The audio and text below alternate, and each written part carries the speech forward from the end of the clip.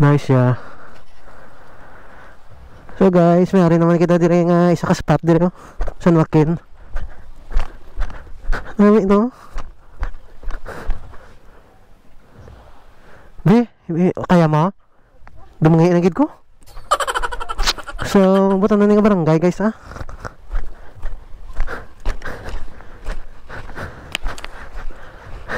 Duhay tide subong.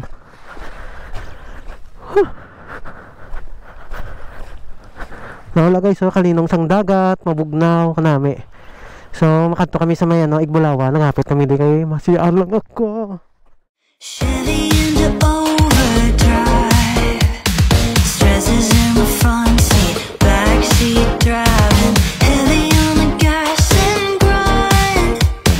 Everybody said it's worth my time, but I'm on a fast track to the end with no take backs, and I wanna be where my love's at, living slow and kind.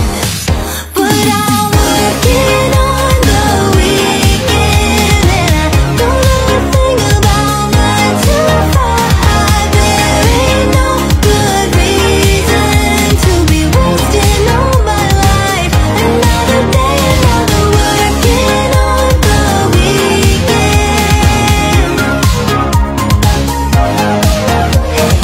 Threaten me with a good time, baby, I would take it with a smile. Oh, I just wanna take a ride. So if you're gonna ask, maybe think twice, 'cause I'm with my baby. So guys, naghapit na kami dito sa may barangay. May bahayan na barangay Balibago siguro sang San Joaquin, another spot. Last time doon nakagigo na dito namin na nga lugar no. Dire ba guys mamagyan mo di nga part kay may mga ano diyo, may mga niyog-niyog. Tapos mahandong ding sa babaw o magagi ka kagid magbalikid kay dire nga part kay do kanami isang dagat dire kapinta ko mga ano nga part kagahon.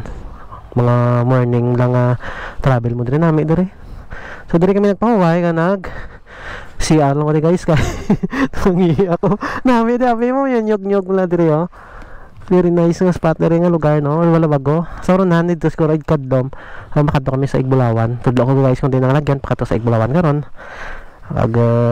Do medyo husky ang tingog na kay medyo naubo kita na trangkaso. So muna update nato na mutang natin review nga gamay lang di para smooth nga lugar. Pag makita nyo gaya ang aerial diri kag kanami. Malinong ang dagat, mabugnaw kag ang napiyak hangin. Bisan mo ni oras.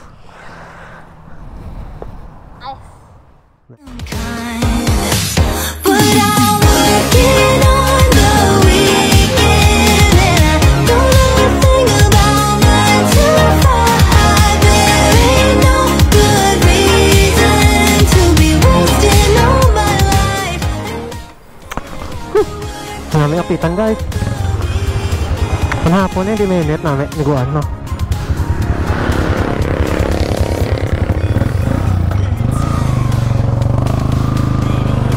Yun.